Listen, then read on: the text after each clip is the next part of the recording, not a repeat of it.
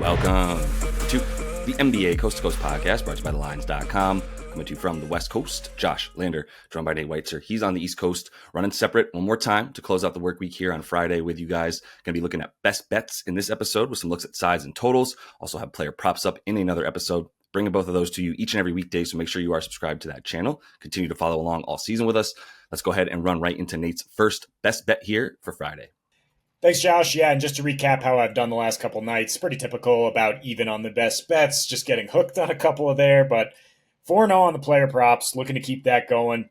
And first best bet here on Friday's slate is the Knicks at Milwaukee. Kind of wish it was in MSG, but I think the Knicks kind of have to break their little road slump here, and this is a good opportunity. Certainly if Giannis doesn't go, you're facing a completely wounded Duck. And you look at the playoff picture, the Knicks have gone from like 98% to be the three seed. It's dropped a little bit to like 94%. Pacers only 2.5 back. And you're looking at the Pistons have a chance to maybe hop over the Bucks the way they're going to. Looks like struggle down the stretch with no Dame. And so, yeah, Knicks they're going to want the Bucks here. And that would be 3-6 seed. You know, you can't game it too much, but they gotta break some of the slump stuff on the road. And if you look at how good they've been at home, like number 6 defensive rating since the All-Star break, limiting second chance points, number 1 limiting 3-point attempts, number 7 limiting free throw rate. So they have that defensive personnel capable of stopping Giannis if he is the 100% focal point here, because that will be the Bucks offense, certainly with no Damian Lillard and with Kyle Kuzma as your only alternative option. And Tibbs has done a really good job drawing up stuff to slow down Giannis. He only has a 106 offensive rating, only averages 25 a game, and is minus 42 his last 3 against the Knicks, all 3 losses. Bucks have actually lost 4 straight with a minus 20 net rating against the Tibbs Knicks. That includes an absolute blowout last time in MSG with all 4 vets active, Giannis, Dame, Bobby Portis, and Middleton, who are obviously not in the picture anymore here. I mean, the Bucks have really only been able to succeed with this Giannis-centric offense against really bad interior defenses, Kings, Suns, and Lakers, who have kind of flip-flopped in that regard. But Knicks also kind of a flip-flop in terms of like Cat not doing much on his own, and they do give up north of 50 paint points since the All-Star break. Not definitely a below average guarding the rim defense, but with OG playing a lot better and Mikal Bridges defensively to throw at Giannis, I think they can keep him away from his pet spots. I mean, they certainly have the last few, so not putting the onus on Cat to stop him at the rim. And you got some Mitch Rob in there off the bench to actually protect the rim. But on the other end, I mean, Cat has eaten Brook Lopez up 31 points per game in 2 meetings this season, 148 offensive rating. He's plus 25. So might want to look at some Cat props here. He is the absolute focal point of the Knicks offense. He had triple-double 2 games ago. Points and assists, points, rebounds, and assists. Definitely in play for Cat. But like the Knicks here on the road at basically a pick 'em. And if Giannis doesn't play, you're certainly holding a fantastic ticket at just -1. First best bet I'm going with here in the Pistons and the Cavs game. I'm going to take over 227.5. This got bet down from 231.5, and I'm fine with that to take the over on something that the public seems to disagree with. But what I'm looking at is that just the fact that the Pistons don't have Cade Cunningham, and I think that's why we're getting value to the over here. This is being bet down because people assume that without Cade Cunningham that they're just going to not be capable on offense. But in the 7 games they played without Cade Cunningham, they have a 119 offensive rating. They are scoring slightly fewer points as they play slower without Cade than they do with him. But the defensive rating also much worse, 119 per game without Cade as opposed to 113 per game with him. So that everything really goes up in general here without Cade. Just the points, not necessarily too much, but with him, 112.8 points per game. Without him, 113. So it's basically the same result. Better offensive efficiency, slightly slower pace, worse defense. That's the effect of Cade Cunningham not being out there with Detroit. And that leads me to like an over against a Cavs team that just flies over consistently. We know that that's a big part of what they do. They're the number 1 over team on the season. Doesn't matter if they're on the road or at home, and they're on the road in this one where the Pistons have been really good overall on offense as well. So like there's not much to just sort of take away and go, well, Cleveland, they've been a good defensive team all season. Yeah, but like when you come into this game, you look at the last 10 and the way the Cavs are playing without the need to win too many of these last games, they're up to 14th in the last 10 in terms of defensive rating, 16th in their last 5 and they're playing the bottom of the league, right? They have the 24th hardest, so basically 7th easiest schedule over the course of their last 5 games, like the 10th easiest schedule over their last 10 games. This is a team that's been playing easy comp all season because they're basically in the worst division in the NBA at this point. Maybe we'll give it to the Southeast, but it's between them and the Central in the Eastern Conference there. So they've had some pretty easy cupcakes all season, and they're continuing to score, but not necessarily play as good a defense, right? They're still number 1 in offensive rating, still 8th in the last 5 games in offensive rating. So while we've seen the defensive rating plummet a bunch,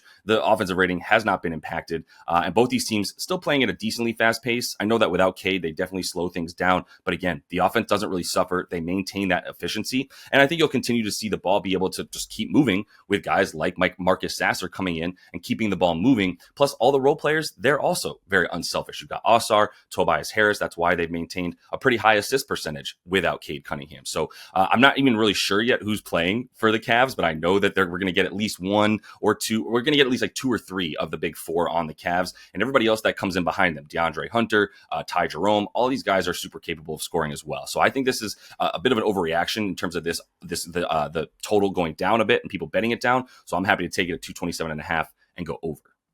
Yeah, Brooklyn hosting the Clips here, and kind of like the over at 213, but I think Clippers over on the team total is safer, 113.5, and DraftKings offering even money on that at the moment here.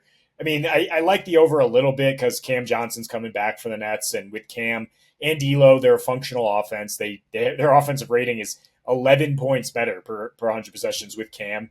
They actually average 106, 107 a game instead of like the putrid 86 to 96 range we've seen when they don't play Cam Johnson. They're 7-2-1 to this number in terms of the over last 10 when Cam Johnson has played.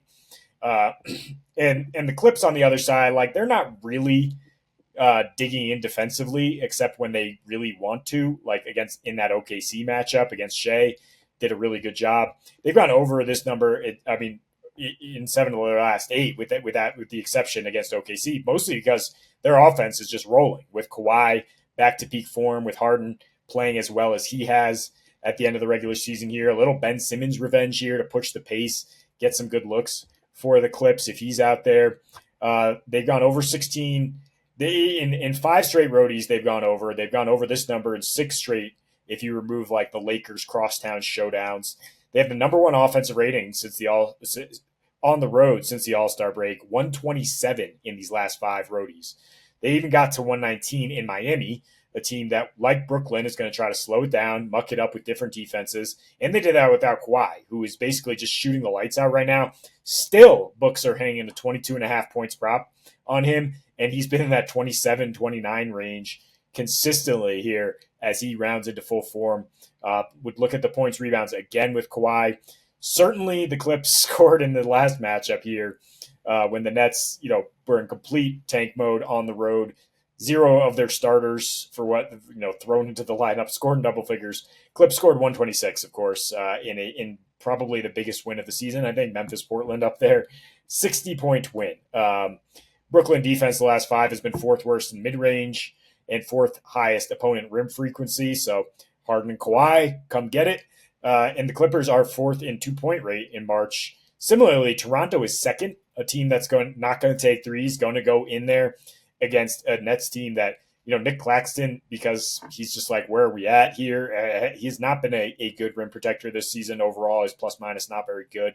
So they have allowed teams to score down low, especially lately. And Toronto just got 116. And the Clippers, if you're looking at like a number 1 offense, at least number 6, regardless of where they play, since the All-Star break, I will take them to do at least what Toronto did when Toronto is not even playing guys that can score because they are actively at times trying to lose or just play their younger guys. Last pick for me in the best bet's going to go to this Clippers-Brooklyn game in New York. Going to just take the team total, not the total for the game, but the team total here for the Clips. That's at 111.5, going up a bit. So you might see it at about 112.5 as well. I'd be fine with that if you want to take it. I'm just going to focus on their points here. With Brooklyn not playing everybody, as we know, there's going to be a bunch of guys missing. Zaire Williams is questionable. Cam T is out. We're going to continue to have D'Lo out. Like, there's plenty of guys missing for Brooklyn. That's not even the point of this. The point of this is the Clippers playing really well on offense. Number 1 in offensive rating last 5. Number 2nd in offensive rating in in their last 10, and they haven't really suffered on defense. So I do think they're going to wipe the floor with Brooklyn if they take this at all seriously. But even if they don't take it seriously, and let's say they bring in some backups and Harden gets a few shorter minutes than normal, then you're just going to have guys still trying on the backup squad here to score for this Clippers team, who has been scoring a ton. Like I said, number 2 in defensive rating in the last 10, and they've scored a ton of points in that time frame, only going under on their team total a couple times in their last 10. They had that win against New York was fully defensive, and so was the win against the Kings. Everything else for them has been super offensive minded, with totals up about 257, 247. We've got them up at about 230, and they're scoring about 119 points per game in their last 10. So love getting this low number. I know that the Nets are playing a little bit slower overall. They're 30th on the season, but in the last 5, they're up to 15th in pace, and we're getting a little bit more pace when you get backups in there a little bit more. Cam Thomas actually slows the pace down, believe it or not, despite being better on offense. And I just don't believe in any of the defensive stuff that they put up here over the course of the last roughly 10 games. They've been 15th in defensive rating, but once again, teams are just coming out and not putting up much of an effort. And if we can get James Harden off the floor, then I can kind of guarantee a bit more of an effort. The matchup in every way, shape, or form, though, is just so tailor-made for the Clippers to score a bunch of points. They're second in free throw attempt rate. This is the 27th rated defense against free throws.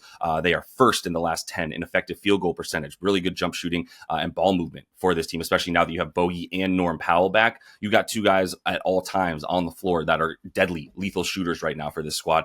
And this Brooklyn team, 26th in defensive effective field goal percentage. So they're still giving it up, and they're giving it up above the break. They're a little bit, I should be clear, they're a little bit better above the break. Everything going to the rim is a problem for them. And while the Clippers have been a jump shooting team, they're capable of getting to the rim when they want to. They're in the top 15 in terms of points in the paint, points inside of 5 feet as well. We know Zubac is going to have plenty of success there against guys like Nick Claxton, even Noah Clowney. So I'm really not worried about any of the matchups here. In fact, they're all really positive and in favor of the Clippers scoring points. So we're just going to focus on their team total over. And that is all the time that we have for you in this one. So definitely make sure to subscribe to that channel. Don't miss the player props that we have up in a separate episode for you. And until we see you next, happy betting.